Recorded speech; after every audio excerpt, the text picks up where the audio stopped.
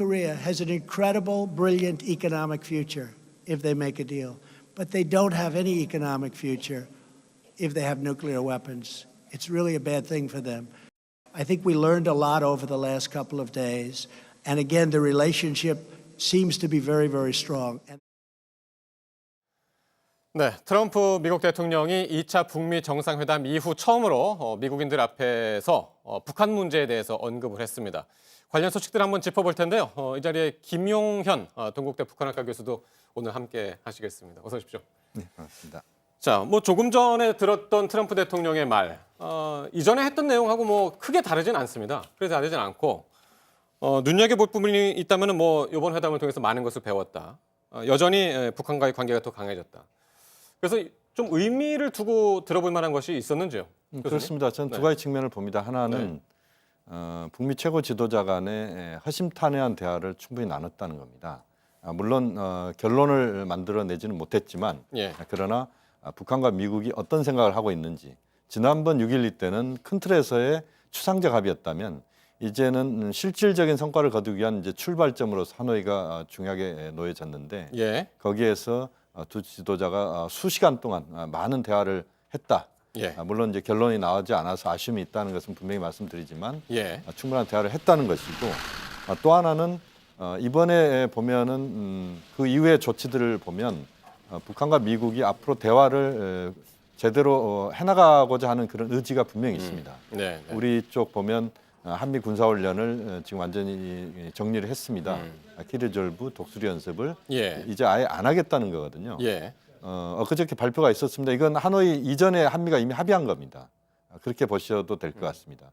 그만큼 나름대로 한미 당국도 북한에 대해서 준비를 하고 있고 또 제재도 강화시키지 않겠다는 게 트럼프 대통령의 입장이고 북한은 또 우리가 모라토리움이라고 합니다만 핵실험이나 ICBM 또는 대륙간 탄도미사일 발사하지 않겠다. 이 부분은 명확하기 때문에 우선은 저는 이번 하노이 부분은 일시적 휴직이다 이렇게 봅니다. 합의문에 서명은 안 했지만 상당한 성과가 있었다. 그렇게 이제 보시는 거고요.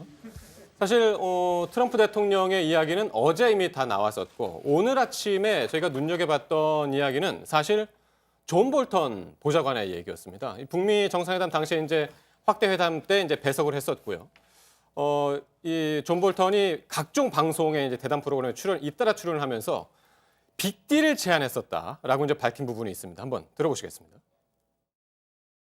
The president kept saying, take what he called the big deal, denuclearization, make the decision, give up the nuclear, chemical, and biological weapons, give up the ballistic missiles. He handed Kim Jong-un a piece of paper, actually two, one in Korean and one in English, where the president has exercised his persuasive abilities on Kim Jong-un to take the big deal, and they weren't willing to do it. He didn't walk away with a failure, unless you're prepared to say that it would be better to accept a bad deal than to walk away from no deal. To me, that's a success.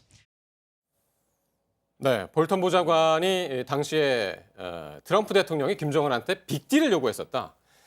그 빅딜 안에는 생화학 무기도 있었다. 그렇습니다. 볼턴이 원래 과거에 비확산 차관보였습니다. 이게 굉장히 중요합니다. 부시 행정부 시절에 국무부에서 비확산 담당 국무부 최고 관리를 지냈기 때문에 볼턴은 지금 북한이 생화학 무기도 분명히 갖고 있고 그것을 확산시킬 위험도 갖고 있는 나라다. 이 인식이 굉장히 본인 입장에서는 확고합니다. 그래서 이번에 결과적으로 트럼프가 하노이에서 그 모처럼 정상회담을 뒤집은 배경에는 역시 볼턴의 입김이 강력하게 작용했다. 그것이 바로 볼턴이 아니면 다른 관리들은 전혀 그 제기하기가 힘든 생화학 무기가 들어갔다는 점이 저 문서에 그것이 굉장히 중요한 지점이라고 할 수 있겠는데요.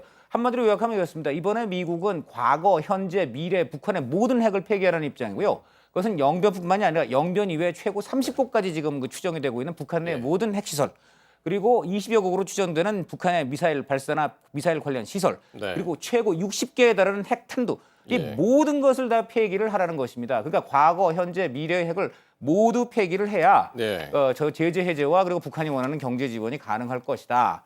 이러한 그 한마디로 포괄적인 그러한 딜을 북한에게 요구했고 그 과정에서 북한은 모를 것으로 북한은 미국이 알고 있으리라고는 추정하지 않았던 그러한 그 제3의 장소를 이야기하여 북한이 놀라기까지 했다. 이것이 이제 미국의 입장인 것이고요. 오늘 이런 내용을 볼턴 차관이, 볼턴 국가안보 보좌관이 어저께 무려 3개의 그 일요 시사 토크쇼 프로그램에 나와서 네. 계속 얘기했다는 것. 이것이 바로 그 트럼프 대통령이 간접적으로 볼튼을 통해서 본인의 예. 메시지를 전하고 있다. 이렇게 조금 보겠습니다. 전에